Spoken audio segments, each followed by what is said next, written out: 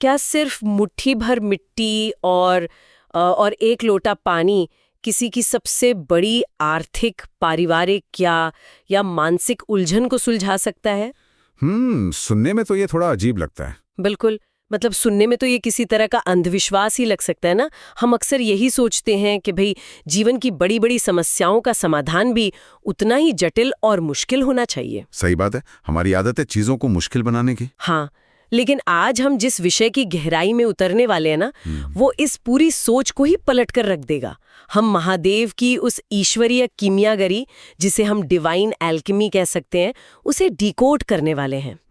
एक बहुत ही दिलचस्प विषय है ये, है ना, जहाँ शिव पुराण और प्रेमानंद जी महाराज के विचार मिलकर हमें बताते हैं कि महादेव का नाम और उनकी एकदम सरल सी भक्ति हमारे भाग्य को किस तरह पूरी तरह से बदल सकती है। बिल्कुल। मतलब एक एनालॉजी दूं तो जिस तरह कीमियागरी या एल्केमी में साधारण धातु को सोने में बदल दिया जाता है, क्या उसी तरह महादेव का नाम हमारे साधारण जीवन और भाग्य को पूरी तरह से एक नया रूप दे सकता है? तो चलिए इसको थोड़ा विस्तार से समझते हैं। और यहाँ जो सबसे ज्यादा दिलचस्प बात है वो ये है कि ये कोई चमत्कारिक टोटका नहीं है। अच्छा। हाँ, देखिए, ये चर्चा केवल कुछ धार्मिक मान्यताओं तक सीमित नहीं है, बल्कि ये समझने के बारे में है कि असल में यहाँ क्या होता है और क्यों होता है। हाँ, तो लॉजिक समझना है। बिल्कुल।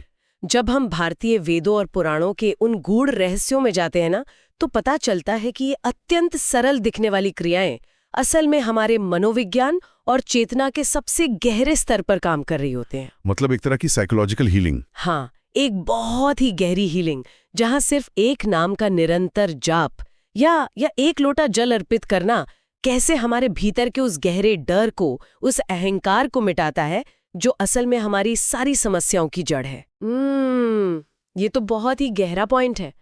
और अगर हम बदलाव या इसी एल्केमी की बात कर रहे हैं, तो स्वाभाविक रूप से पहला सवाल यही आता है कि भाई इस बदलाव की शुरुआत कैसे होती है? सही कहा। मतलब महादेव का कौन सा नाम जप करें और क्या सच में केवल नाम जप से भाग्य बदल सकता है? देखिए, प्रेमानंद जी महाराज का जो मुख्य विचार है ना, वो इसी बिंदु पर केंद्रित है।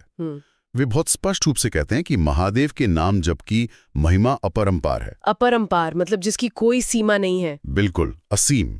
स्रोत हमें किसी एक विशेष नाम की सीमा में नहीं बांधता है, बल्कि वो नाम जप की उस असीम शक्ति पर जोर देता है जो सचमुच भाग्य की रेखाओं को फिर से लिखने की क्षमता रखती है। अच्छा, यहाँ मेरा एक सवाल है, थोड़ा तार्किक सवाल है। पूछिए। जब हम कहते हैं कि भाग्य बदल सकता है, तो क्या ये किसी कंप्यूटर के पुराने कोड को डिलीट करके एक नया सॉफ्टवेयर इंस्टॉल करने जैसा है? ये एनालॉजी काफी हद तक सही है। तो इस सब का आखिर मतलब क्या है? मतलब मान लीजिए किसी व्यक्ति का जीवन पूरी तरह से अस्त व्यस्त है, वो लगातार गलत फैसले ले रहा है। क्या सिर्फ नाम जपने भर से वो रातों रात एक शांत या सफल इंसान बन जाएगा? ये अक्सर पूछा जाने वाला सवाल है। हाँ, क्योंकि ये थोड़ा शॉर्टकट सा लगता है ना। देखिए, हमें लगता है कि नाम जपना बस होठों का एक व्यायाम है, लेकिन जब हम पूछते हैं कि भाग्य कैसे बदलता है, तो हमें पहले भाग्य को समझना होगा। भाग्य कोई आसमान में लिखी हुई पत्थर की लकीर नहीं है। हमारा भाग्य हमारे विचारों, हमारे डरों और हमारे पुराने कर्मों के ढांचे का ही एक चक्र है। मतलब जो हमारे दिमाग में लूप चलता रहता है। बिल्कुल। हमारा मस्तिष्क हर समय चिंता, तनाव और भविष्य के डर की एक अवस्था में उलझा रहता है। वो एक अनियंत्रित बातचीत चलती रहती है ना अंदर। हाँ, मेरा क्या होगा, चीजें बिगड़ गई तो क्या होगा, यही सब ना। एकदम सही। और यही जो अनियंत्रित बातचीत है, यही हमसे गलत फैसले करवाती है, यही हमारे रिश्ते बिगाड़ती है। तो नाम जप इस बातचीत को रोकता है? हाँ, यही इसके पीछे का विज्ञान है। जब आप निरंतर एक ही नाम महादेव पर ध्यान केंद्रित करते हैं, तो आप उस चिंता वाले चक्र में एक बहुत बड़ा अवरोध ले आते हैं, एक तरह का पैटर्न इंटरप्ट। ओह, पैटर्न इंटरप्ट मतलब वो पुराना सॉफ्टवेयर क्रैश हो जाता है। बिल्कुल। आप अपने मस्तिष्क को उस पुरानी डरी हुई अवस्था से निकालकर एक अत्यंत शांत और केंद्रित अवस्था में ले आते हैं। लेकिन क्या किसी विशेष नाम का उच्चारण ही ये कर सकता है? महादेव के तो हजारों नाम है ना, क्या कोई एक खास मंत्र है? यही तो इस ज्ञान की सबसे बड़ी सुंदरता है। इसीलिए प्रेमानंद जी ने इसे अपरंपार कहा है। मतलब कोई बंदिश नहीं है? कोई बंदिश नहीं। बात केवल शब्दों की ध्वनि की नहीं है, बल्कि उस अटूट भाव की है, उस ऊर्जा की है जो उस नाम के साथ जुड़ी है। भाव ज्यादा जरूरी है। शिव या महादेव कहता है, तो वो केवल एक शब्द नहीं बोल रहा होता, वो स्वयं को उस परम चेतना के साथ जोड़ रहा होता है जो पूरी तरह से स्थिर है। तो अगर मैं इसे ठीक से समझ रही हूँ, हमारा दिमाग एक नदी की तरह है जो सालों से डर और चिंता के रास्ते पर बह रही है। सही रूपक है।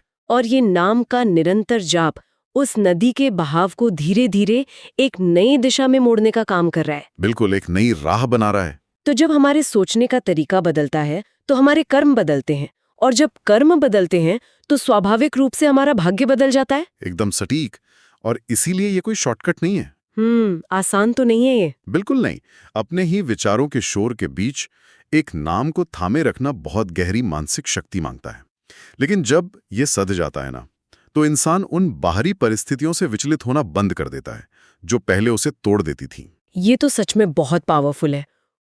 ये तो हुई भीतर की बात, हमारी चेतना की बात। हाँ। लेकिन जब हम बाहरी दुनिया के कर्मों की बात करते हैं तो शिव पुराण और विशेष रूप से प्रदीप मिश्रा जी के प्रवचनों में एक बात बार बार उभर कर आती है। आप किस बात की ओर इशारा कर रही हैं? उन्होंने शिव पुराण के एक सूत्र को बहुत लोकप्रिय बनाया है, रोज एक लोटा जल, सारी समस्या का हल। हाँ, ये बहुत प्रसिद्ध हुआ है। अब ईमानदारी से कहूं तो जब कोई पहली बार इसे सुनता है तो ये बहुत ही अतार्किक सा लगता है। स्वाभाविक है ऐसा लगना। मतलब अगर मुझ पर लाखों का कर्ज है या घर में कोई बहुत बीमार है तो शिवजी पर एक लोटा जल चढ़ाने से वो कर्ज कैसे उतरेगा? इसका क्या लॉजिक है? अगर हम इसे बड़े परिदृश्य से जोड़ें तो ये संशय इसलिए पैदा होता है क्योंकि हम ईश्वर को किसी बैंक मैनेजर या अधिकारी की तरह देखते हैं। हाँ, कि रिश्वत दी और काम हो गया। बिल्कुल। हम सोचते हैं कि हमने जल चढ़ाया और बदले में शिवजी ने हमारा कर्ज उतार दिया। लेकिन शिव पुराण का ये सूत्र किसी लेन देन के बारे में है ही नहीं। तो फिर ये किस बारे में है? ये मनुष्य के भीतर के उस नियंत्रण के भ्रम को तोड़ने के बारे में है। यहाँ बात सच में बहुत रोचक हो जाती है। नियंत्रण का भ्रम मतलब इल्यूजन ऑफ कंट्रोल। इसे थोड़ा और समझाइए। ये एक लोटा जल से कैसे जुड़ता है? देखिए, हमारी सबसे बड़ी पीड़ा क्या है? हमारी पीड़ा ये है कि हम हर परिस्थिति को, हर इंसान को अपने नियंत्रण में रखना चाहते हैं। हाँ, हम चाहते हैं कि सब हमारे हिसाब से चले। और जब ऐसा नहीं होता तो हम तनाव से भर जाते हैं। अब सोचिए, जब एक व्यक्ति रोज सुबह उठकर जल का एक पात्र भरकर शिवलिंग पर अर्पित करता है तो वो क्या कर रहा है? वो पूजा कर रहा है। सिर्फ पूजा नहीं, वो उस जल के साथ साथ अपने भीतर के उस कर्ता भाव को, उस अहंकार को भी अर्पित कर रहा है जो कहता है कि मैं ही सब कुछ चला रहा हूं। अच्छा, मतलब ये एक तरह का दैनिक समर्पण है। बिल्कुल। एक तरह से हम ईश्वर से कह रहे हैं कि भाई मैंने अपना बेस्ट दे दिया है, अब आगे का परिणाम आपके हाथ में है। ये तो मन के लिए रोज का एक मेंटल ब्रेक हो गया। यही तो कीमियागरी है, जब आप भीतर से मान लेते हैं कि कोई विशाल ऊर्जा है जो ब्रह्मांड संभाल रही है और आप केवल एक निमित्त हैं, तो आपके कंधों से एक बहुत बड़ा बोझ उतर जाता है। और तनाव कम हो जाता है। और जब वो तनाव कम होता है ना, तब आपका दिमाग उन समाधानों को देख पाता है जो पहले डर के कारण आपको दिखाई नहीं दे रहे थे। मतलब जल चढ़ाना कोई सीधा आर्थिक चमत्कार नहीं कर रहा। नहीं, बल्कि वो आपके भीतर वो ठहराव और स्पष्टता ला रहा है जिससे आप अपने संकटों का समझदारी से सामना कर पाते हैं। ये बहुत ही गहरी बात है। हम अक्सर उस बाहरी कर्मकांड के पीछे छिपे इस मनोविज्ञान को नजरअंदाज कर देते हैं। बिल्कुल करते हैं। अच्छा, यहाँ एक और बहुत दिलचस्प पहलू है। शिव पुराण में, और प्रदीप मिश्रा जी भी इस पे बहुत जोर देते हैं, पार्थिव शिवलिंग का निर्माण। हाँ, मिट्टी का शिवलिंग। रोज मिट्टी से शिवलिंग बनाना और फिर उसकी पूजा करना। इसकी क्या अहमियत है? मतलब हम किसी धातु या पत्थर के शिवलिंग की पूजा क्यों नहीं कर सकते? अगर हम जीवन के सबसे बड़े दुख के कारण को समझें तो वो क्या है? हमारा लगाव, अटैचमेंट। एकदम सही, हमारा लगाव। हम चीज़ों से, रिश्तों से इस कदर जुड़ जाते हैं कि उनके छिन जाने का डर हमें जीवन भर सताता है। पार्थिव शिवलिंग की जो प्रक्रिया है ना, वो इस लगाव को तोड़ने की एक बहुत ही सुंदर और वैज्ञानिक विधि है। लगाव को तोड़ने की विधि, वो कैसे काम करती है? आप खुद सोचिए। एक व्यक्ति रोज सुबह अपने हाथों से मिट्टी को गूंथता है, उसे शिवलिंग का एक बेहद पवित्र आकार देता है। बहुत मेहनत और भाव से। उसमें अपने प्राणों का भाव डालता है, पूरी श्रद्धा से पूजा करता है। कुछ समय के लिए वो शिवलिंग उसके लिए दुनिया की सबसे मूल्यवान चीज बन जाता है। बिल्कुल। और फिर पूजा समाप्त होने के बाद वो क्या करता है? वो उसे विसर्जित कर देता है। हाँ, वो उसी शिवलिंग को उठाकर जल में विसर्जित कर देता है। वो अपनी ही बनाई हुई सबसे प्रिय चीज को नष्ट कर देता है। ओह, मतलब ये हर दिन कुछ ऐसा बनाने और फिर उसे छोड़ देने का अभ्यास है जिसे आप बहुत प्यार करते हैं। सही कहा। ये नश्वरता का दैनिक अभ्यास है। ये हमारी आत्मा के लिए एक तरह की एक्सपोजर थेरेपी है। वाओ, एक्सपोजर थेरेपी, ये तो बहुत सटीक शब्द है। जब आप रोज मिट्टी के शिवलिंग को जल में विलीन होते देखते हैं ना, तो आपके अवचेतन मन में ये बात गहराई से बैठ जाती है कि इस संसार में जो कुछ भी बना है उसे एक दिन वापस अपने मूल तत्व में मिल जाना है। ये तो सच में आंखें खोलने वाला नजरिया है। हम अक्सर पार्थिव शिवलिंग को बस एक धार्मिक नियम मानते हैं। जबकि वो एक जीवन कौशल है। हाँ, वो तो जीवन जीने की सबसे बड़ी कला सिखा रहा है, वैराग्य। जब हम ये समझ लेते हैं कि सब मिट्टी है और मिट्टी में ही मिलना है, तो खोने का वो भयानक डर ही खत्म हो जाता है। और यही वो असली बदलाव है।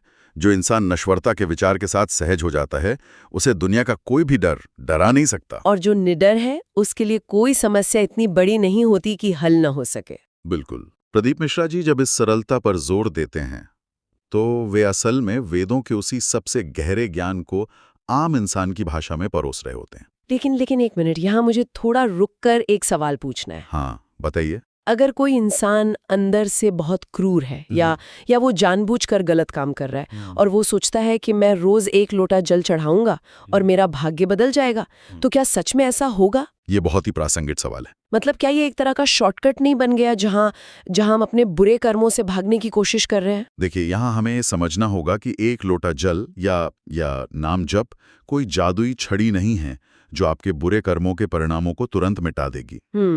कर्मा का नियम तो लागू होगा ही। बिल्कुल। प्रकृति और कर्मों का सिद्धांत बहुत स्पष्ट है।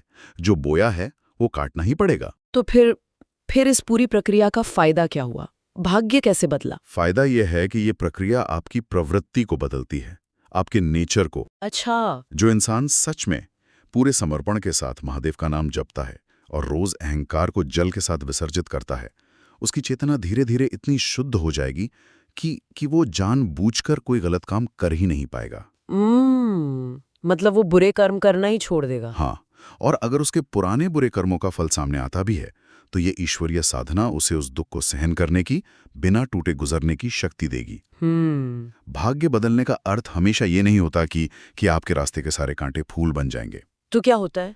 कभी कभी भाग्य बदलने का अर्थ ये होता है कि आपके भीतर उन कांटों पर चलने का अदम्य साहस आ जाता है। क्या बात है! ये नजरिया वाकई बहुत गहरा है।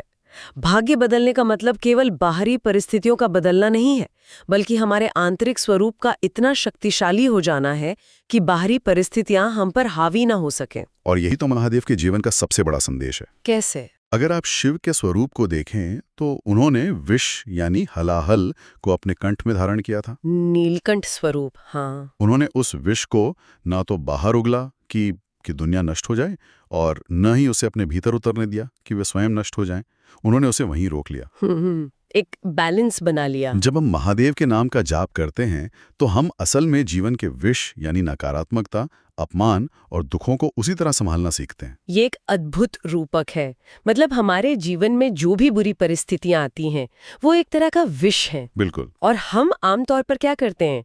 या तो हम गुस्से में आकर उस विष को दूसरों पर उगल देते हैं, या फिर डिप्रेशन में जाकर उसे अपने भीतर उतार लेते हैं। हाँ, लेकिन महादेव की ये कीमियागरी हमें सिखाती है कि उस विष को कैसे धारण करना है। बिल्कुल। जब मन में शिव के नाम का निरंतर वास होता है ना, तो वो नाम उस विष को आपके अंतर मन तक पहुंचने से रोक देता है। आप दुनिया में रहते हैं, समस्याओं का सामना करते हैं, लेकिन भीतर से आप पूरी तरह शांत रहते हैं। और इसे ही हम असली ट्रांसफॉर्मेशन या रूपांतरण कह सकते हैं। यार, आज के समय में हमारे पास ज्ञान की कोई कमी तो है नहीं।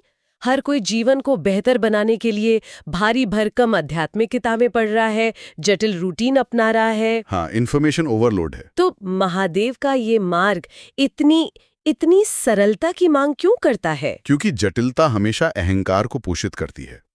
ये एक बहुत बड़ा वाक्य है, जटिलता अहंकार को पोषित करती है। इसे थोड़ा खोलिए। देखिए, जब आप कोई बहुत बड़ा यज्ञ करते हैं या कोई बहुत कठिन नियम पालते हैं, तो कहीं ना कहीं आपके भीतर ये भाव आ जाता है कि मैं कुछ विशेष कर रहा हूं। हाँ, एक सुपीरियॉरिटी कॉम्प्लेक्स आ जाता है। बिल्कुल। लेकिन जब आपको सिर्फ मुट्ठी भर मिट्टी से कुछ बनाना है और एक लोटा जल चढ़ाना है, तो इसमें गर्व करने जैसा कुछ भी नहीं है। सही बात है। ये इतनी सामान्य और साधारण क्रिया है कि ये आपको जमीन पर ले आती है। महादेव को भोलेनाथ इसलिए कहा जाता है क्योंकि वे सरलता के परम स्वरूप हैं। आप उनके पास जटिल बुद्धि लेकर नहीं जा सकते। तो अगर हम इस पूरी गहन चर्चा के धागों को एक साथ समेटें तो ये स्पष्ट हो जाता है कि महादेव की ये कीमियागरी सिर्फ लोहे को सोना बनाने जैसी कोई बाहरी प्रक्रिया नहीं है। यह हमारे भीतर बैठे डर, चिंता और अहंकार को शांति, स्थिरता और समर्पण में बदलने की कला है। और इस कला के दो सबसे शक्तिशाली साधन हैं। पहला, अपने भीतर निरंतर उस परम चेतना के नाम का स्मरण करना, जो प्रेमानंद जी महाराज समझाते हैं। हाँ, नाम जप की अपरंपार महिमा। और दूसरा, बाहरी दुनिया में अपने नियंत्रण के भ्रम को रोजाना एक लोटा जल और मिट्टी के शिवलिंग के माध्यम से विसर्जित करना, जो प्रदीप मिश्रा जी शिव पुराण से स्पष्ट करते हैं। ये दोनों ही मार्ग हमें एक ही मंजिल तक ले जाते हैं, एक ऐसा जीवन जहां हम परिस्थितियों के गुलाम नहीं रहते, बल्कि अपनी चेतना के स्वामी बन जाते हैं। बिल्कुल। और जब कोई इंसान अपनी चेतना का स्वामी बन जाता है तो उसका भाग्य तो अपने आप बदल ही जाता है। इसमें कोई सूचनाओं का भारी बोझ नहीं है, बस एक स्पष्ट और सरल मार्ग है। ये निश्चित रूप से हमारे जीवन को देखने का नजरिया बदल देता है। और इस पूरी चर्चा के बाद ये एक बहुत ही महत्वपूर्ण सवाल खड़ा करता है। वो क्या? जिसके बारे में हर सुनने वाले को गहराई से सोचना चाहिए कि अगर केवल मिट्टी के एक शिवलिंग का निर्माण करने और एक लोटा जल अर्पित करने जैसी बेहद सरल दैनिक क्रियाएं हमारी चेतना को इतना गहरा आकार दे सकती हैं कि हमारा पूरा भाग्य बदल जाए, तो सोचिए हमारे रोजमर्रा के वे छोटे छोटे विचार, वे शब्द जो हम बिना सोचे समझे दूसरों से कहते हैं। हमारी छोटी छोटी आदतें। हाँ, वे आदतें जो हमने अनजाने में पाल रखी हैं, वे हमारे भविष्य को किस दिशा में ले जा रही होंगी। क्या हम अनजाने में अपने लिए एक ऐसा भविष्य तो नहीं गढ़ रहे जिसे हम कभी जीना ही नहीं चाहते? ये सच में झकझोर देने वाला सवाल है। बिल्कुल। हम अक्सर अपने जीवन के बड़े फैसलों पर तो बहुत ध्यान देते हैं, लेकिन उन अनगिनत छोटे छोटे पलों को नजरअंदाज कर देते हैं जो वास्तव में हमारे जीवन की दिशा तय कर रहे होते हैं। सही कहा। आज की इस चर्चा ने हमें ये सिखाया है कि बदलाव किसी दूर आसमान में नहीं, बल्कि हमारी रोज की सरल, एकाग्र और समर्पण से भरी क्रियाओं में छिपा है। साधारण को असाधारण में बदलने की शक्ति हमारे ही भीतर है, बस हमें उस प्रक्रिया को पहचानना है। इसी गहरे और विचारणीय बिंदु के साथ हम आज की इस गहन चर्चा को यहीं विराम देते हैं। सुनते रहिए, सोचते रहिए और हर दिन अपनी चेतना को एक नई दिशा देते रहिए।